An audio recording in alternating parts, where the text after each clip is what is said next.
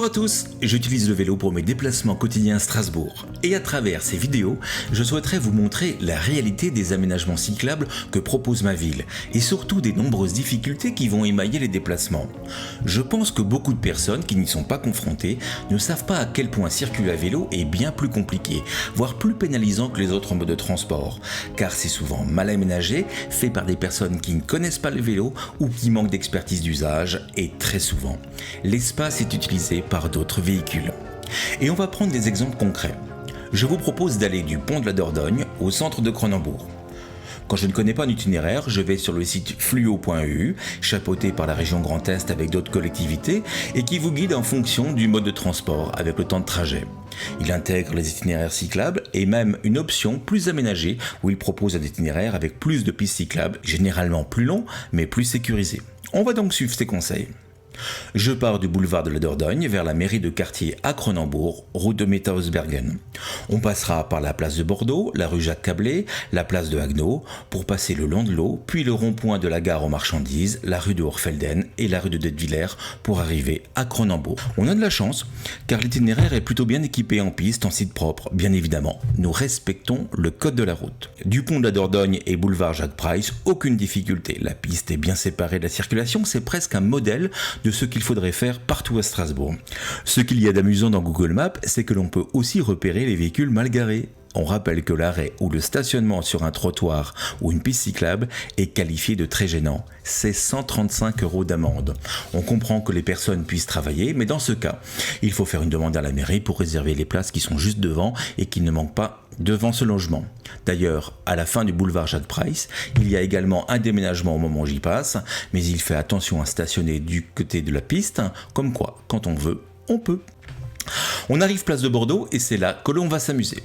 Quand une voiture arrive à cet endroit, elle patiente au feu tricolore et passe directement rue Jacques-Cablé au vert, normal quoi. Pour le vélo, c'est plus compliqué, puisqu'il faut 5 étapes. Regardez bien sur Google Maps. Au passage, on remarque encore 2 véhicules sur les pistes. Il ne faut pas se garer sur les pistes cyclables. Donc, au lieu d'aller tout droit comme les voitures, la piste part à droite. Et là, vous avez un feu pour traverser la rue Lot. Puis un feu pour passer sur le terre-plein central de la place de Bordeaux. Encore un feu pour arriver à l'espace tram, avec un cédé-le-passage. Normal, me direz-vous. Mais là où le feu est synchronisé avec les véhicules, ce n'est pas le cas pour les vélos. Enfin, un dernier cédé-le-passage sur la rue qui arrive devant le lycée et collège Kléber. Au final, 5 étapes pour les vélos, alors qu'il n'en faut qu'une seule pour les voitures. On va d'ailleurs retrouver la même configuration de traversée au niveau du croisement de la rue Jacques-Cablé et de la rue de l'Église Rouge, puisqu'une voiture passe en une étape, alors qu'il en faudra 4 pour le vélo. Ensuite, on passe devant l'ancienne maison du bâtiment. La piste et le trottoir sont occupés par des véhicules, dont un de livraison. Je précise qu'à cet endroit, il y a une petite cour intérieure et que le véhicule UPS avait largement de la place pour stationner sans gêner les usagers de la piste. On ne stationne pas sur les pistes cyclables. On arrive place de Haguenau et on va avoir droit à la même joyeuseté, c'est-à-dire une traversée en pointillé au bon vouloir des feux qui ne sont bien évidemment pas synchronisés pour les vélos. Donc un arrêt à presque chaque croisement. Rue Jacques-Cablé, les cyclistes et les piétons sont prioritaires, mais il faut quand même faire très attention. Un feu avenue des Vosges, un feu rue de Haguenau, un cédé-le-passage rue de Bischwiller, un feu rue de Wissembourg, puis un passage prioritaire. Et on arrive devant le siège de la Banque Populaire. Quand on contourne le bâtiment, il y a effectivement une piste, mais clairement, c'est un vrai coupe-gorge. Et je ne conseillerais pas à mes enfants de passer par là, seuls, et encore moins le soir.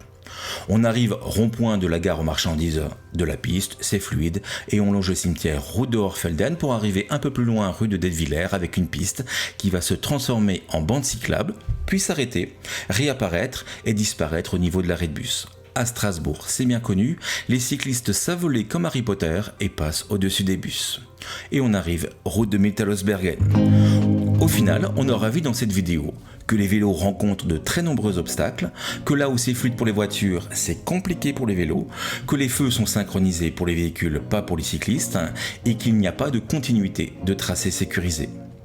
A très vite pour de nouvelles vidéos dans un monde enchanté du vélo. D'ici là, faites attention à vous, portez des casques, roulez sur piste, prenez du plaisir et souriez, vous êtes à vélo.